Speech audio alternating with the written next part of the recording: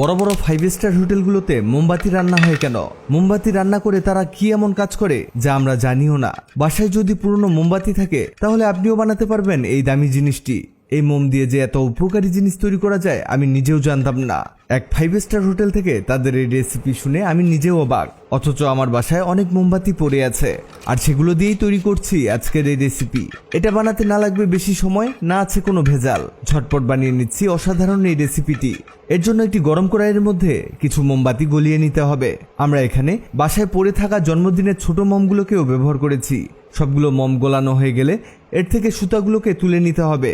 এগুলো ফেলে দেওয়া যাবে না, কারণ এগুলো পরে কাজে লাগানো হবে। এরপরে এর মধ্যে দিতে হবে সাদা এলাচ 4 থেকে 5টা, 10 থেকে 12টার মতো লবঙ্গ, কয়েকটি দারুচিনি।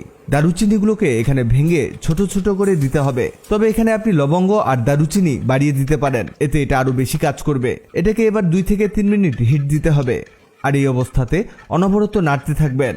এটা হোক, এদিকে আমরা পানির মধ্যে দিয়ে দিব মাটির দিয়া।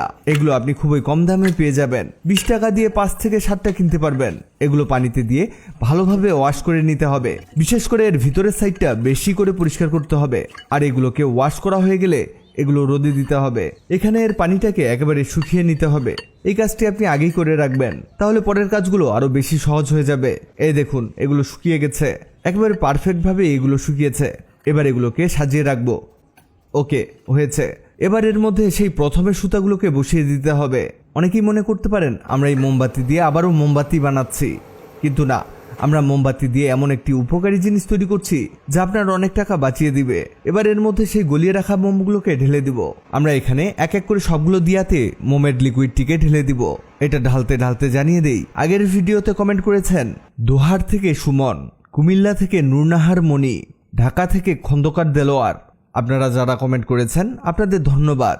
এই দেখুন, এগুলো ঢালা হয়ে গেলে এর উপরে কাঠি সেট করতে হবে যাতে এই সুতাগুলো সোজাভাবে লেগে থাকে।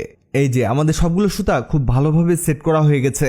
এবার 10 থেকে 15 মিনিট পরে এটাকে দেখাই কি হলো। দেখুন, এগুলো কেমন জমাট বেঁধে গেছে। এবার এর কাঠি সরিয়ে নিতে হবে আর এর এক্সট্রা সুতাটিকে কেটে ফেলতে হবে। সুতা কাটা হলে এর মধ্যে কিছু গোলাপের পাপড়ি ছড়িয়ে দিব। এবার হয়তো বলবেন এটা তো মোমবাতি তৈরি হলো, এতে উপকারের কি আছে? প্রথমে মোম গোলানোর সময় আমরা এতে লবঙ্গ আরো কিছু মশলা অ্যাড করেছি। এগুলো দেওয়াতে এর গুণ বেড়ে গেছে। কি গুণ বেড়েছে বলছি, এগুলো জ্বালালে এই মোম থেকে সুন্দর ঘ্রাণ বের হবে আর এর ঘ্রাণে আপনার রুমের চারদিক থেকে সকল মশা মাছি বিষাক্ত কীটপতঙ্গ দূর হয়ে যাবে।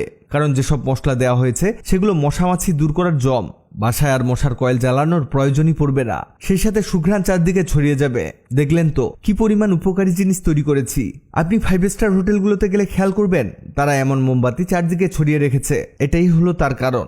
ভিডিওটি আপনার কাজে আসবে, তাই দ্রুত খুঁজে পেতে টাইমলাইনে শেয়ার দিয়ে রাখুন। আপনি কোথা থেকে ভিডিওটি দেখছেন কমেন্টে জানান, যাতে পরের ভিডিওতে আপনাকে ধন্যবাদ জানাতে পারি। ভিডিওটি ভালো লাগলে লাভ রিয়াক্ট দিন। এমন সব তথ্যবহুল ভিডিও পেতে ন্যাচারাল বিউটি হ্যাক্সকে লাইক ও ফলো দিয়ে রাখুন।